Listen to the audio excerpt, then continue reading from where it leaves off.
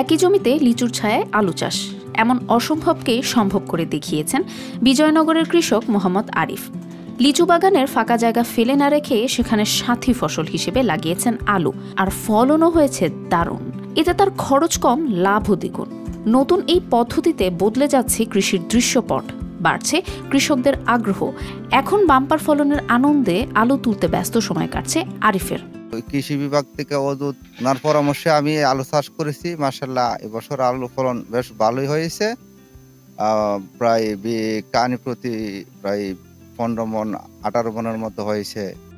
ব্রাহ্মণবাড়িয়ার কৃষক আরিফ বর্তমানে প্রতিমন আলু 1600 থেকে 1700 টাকায় বিক্রি করছেন। কৃষি বিশেষজ্ঞরা বলছেন, এক জমিতে একাধিক ফসল চাষের এই পদ্ধতি কৃষিতে নতুন সম্ভাবনা সৃষ্টি করছে। এতে কম সময়ে ও কম খরচে কৃষকরা দ্বিগুণ মুনাফা অর্জন করতে পারছেন। এদিকে আরিফের দেখা দেখি একই জমিতে লিচু ও আলুর পাশাপাশি আরও বিভিন্ন মৌসুমী ফসল চাষের চিন্তা করছেন স্থানীয় কৃষকরা। এই পদ্ধতিকে বলা হয় সাথী ফসল। এই ধরনের ফসল উৎপাদন পদ্ধতি কৃষিতে নতুন দিগন্ত উন্মোচন করবে বলে মনে করছেন সংশ্লিষ্টরা। আমরা বর্তমানে আলু তুলতেছি, ঠিক আছে। ছোট্ট একটা কাজ যদি করে দেখাও আজ, সাথে আসবে সবাই, তুমি তোলো আওয়াজ। এমনই অসংখ্য দেশপ্রেমিকের ছোট্ট একটি ভালো কাজে রমজান হোক সবার। রবি আজ আলু রোলগুলা কোবাই কোবাই দিতেছি, আর আমার সাথে লোকেরা মনে করেন আলু টোকাইতেছে। ফলন মাশাআল্লাহ মোটামুটি ভালো হয়েছে। এই যে এখন আমরা আলু তুলতেছি, এই যে লিচু গাছের নিচে আলু লাগাইছি, আলহামদুলিল্লাহ অনেক ভালো হয়েছে।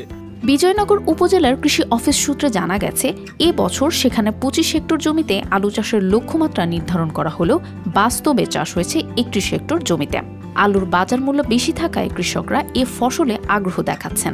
এ প্রসঙ্গে কৃষি বিভাগের এক কর্মকর্তা জানান, বেশি মূল্যের কারণে অনেক কৃষক পরামর্শ নিতে আসছেন। তাদেরকে সাথী ফসল চাষে উৎসাহিত করা হচ্ছে এবং কৃষি বিভাগের পক্ষ থেকে সবসময় মাঠ পর্যায়ে সহায়তা দেওয়ার আশ্বাস দেওয়া হয়েছে। এবছর আমাদের 31 হেক্টর জমিতে আলুর আবাদ হয়েছে। এই জায়গাটা কিন্তু অনাবাদ ছিল। এই জায়গাটা একটা লিচু বাগান।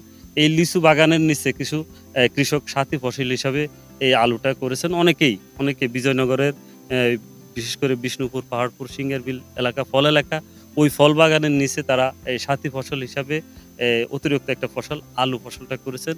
সেই হিসাবে কৃষক অনেক লাভবান হয়েছে। সাথী ফসল চাষের এই পদ্ধতি কৃষিতে নতুন সম্ভাবনার দ্বার উন্মোচন করছে, যেখানে কম খরচে দ্বিগুণ মুনাফা অর্জনের সুযোগ পাচ্ছেন কৃষকরা। ভবিষ্যতে এ ধরনের উদ্যোগ দেশের কৃষি খাতকে আরও সমৃদ্ধ করতে পারে বলে মনে করছেন বিশেষজ্ঞরা। News desk, RTV।